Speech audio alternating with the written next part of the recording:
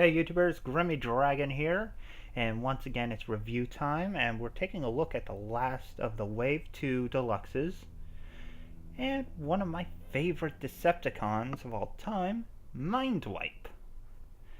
Yeah, this purple bat is actually one of my favorites,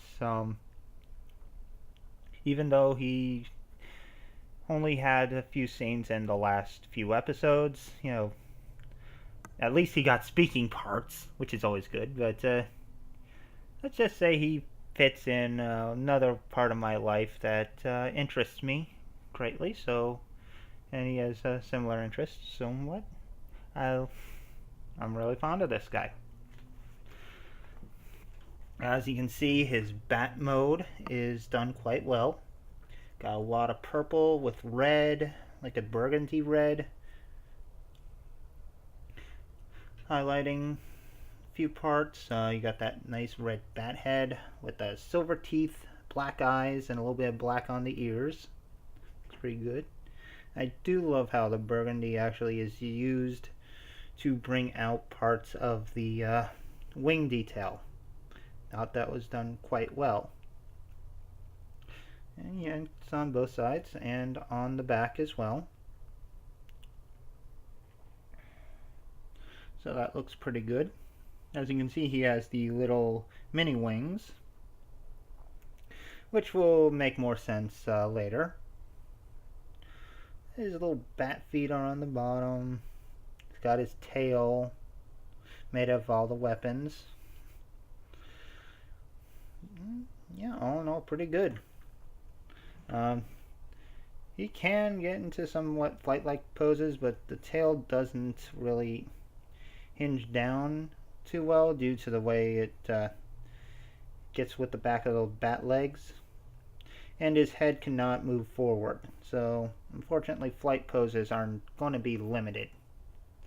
He does have quite a bit of articulation in his wings. They have multiple hinges, mostly due to transformation, but I do like it. Got a hinge here, a hinge here, a hinge here, and this little tip is softer plastic, so it's not going to snap anytime soon. But you can actually get him in a somewhat closed wing pose. Not entirely closed, but something. Actually, you can get him in a closed wing pose. Now all you need is something to hang him upside down on, and he'd be perfect.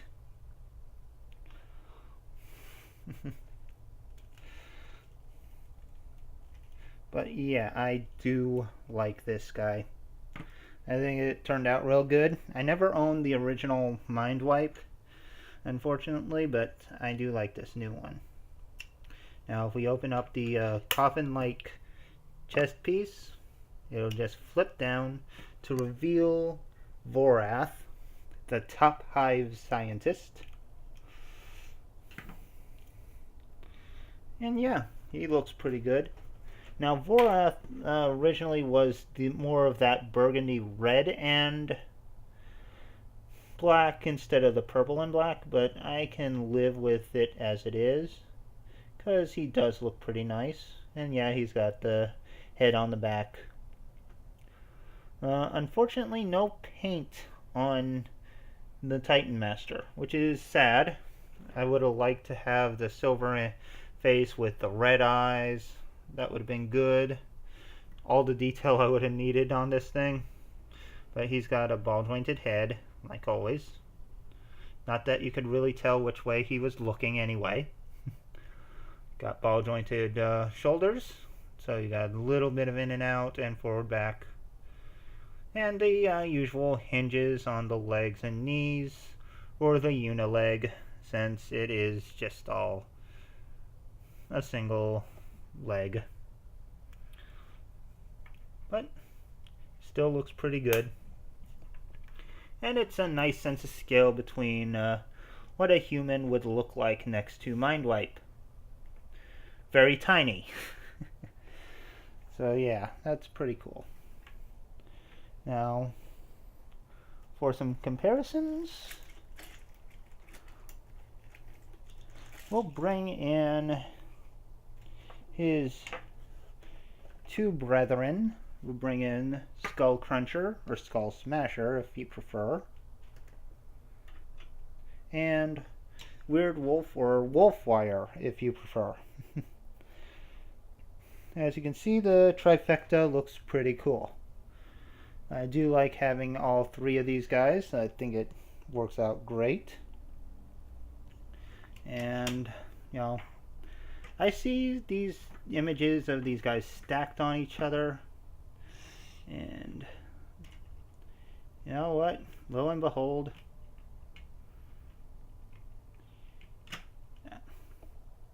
if you work at it a little bit,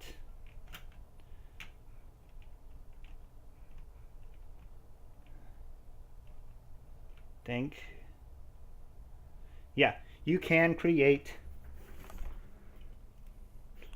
the totem pole of evil. I'm probably going to get yelled at for saying it like this, but yeah, you got the three bad guys just stacked up on each other. Yeah, it looks pretty awesome. But enough about the bat mode. Let's get him into robot mode, see how he looks there.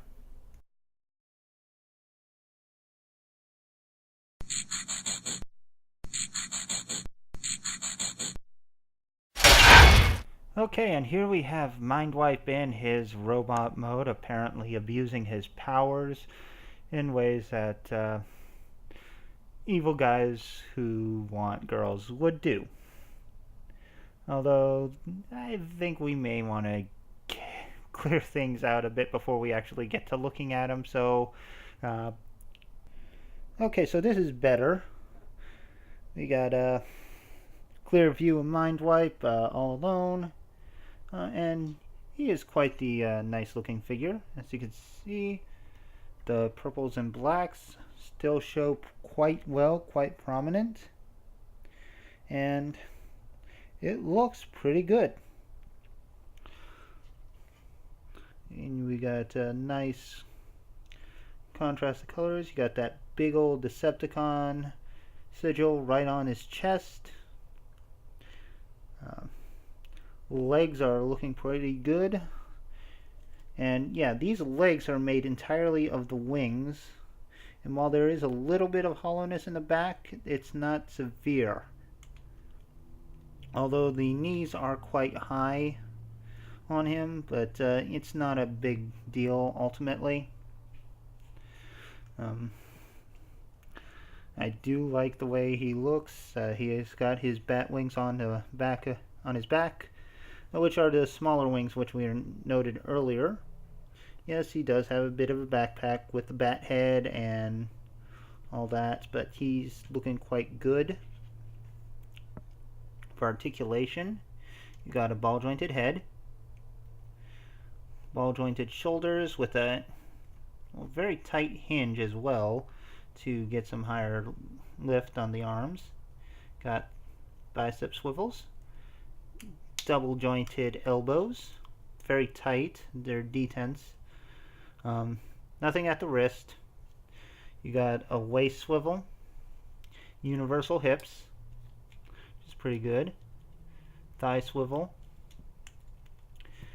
nice knee bend about 90 degrees, and the toes can move forward and back a bit, which is pretty good. You can get them into some nice walking poses, which look great.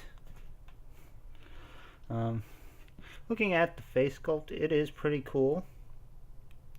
I'm not sure if the middle of the visor was supposed to be black or red. Looks like they may have been trying to decide that up to the last minute, but as a little bit of a black piece in between the eyes, that looks pretty cool. I like it. And the face is nice and menacing, as it should be.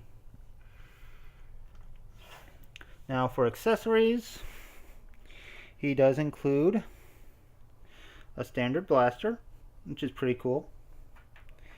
And he includes this little double barrel blaster, which can flip out a claw,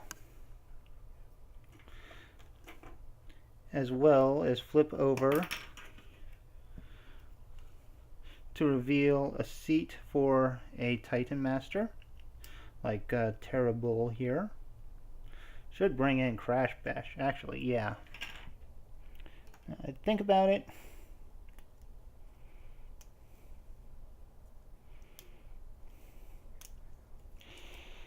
Crash Bash would actually be a better choice because, quite frankly, the purples match quite well. So yeah, you got Crash Bash in this clawed sled thing with two barrels of death at the bottom. And you can actually close it in, secure him in place.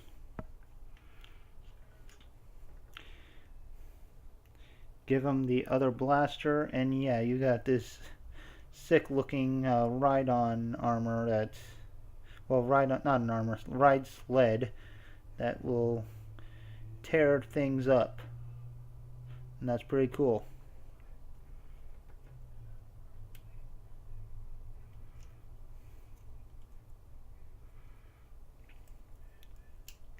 So yeah, that works out quite well. And this can actually peg onto his arm if you want. Or just go into his hand, like so. And that's pretty cool. Now, since the colors match on Crash Bash quite well, let's see how Crash Bash's head looks on Mindwipe.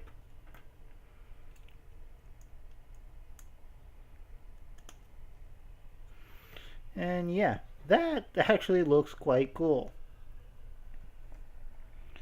So we can actually play into the interchangeability quite well. Crash Bash isn't a perfect match for Mindwipe's colors, but it is very close and looks very good. I'm quite fond of it. Now,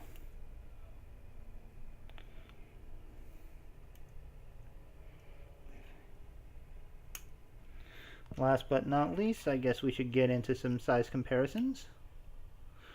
And for those, we're gonna go get his two buddies, Skull Cruncher and Weird Wolf.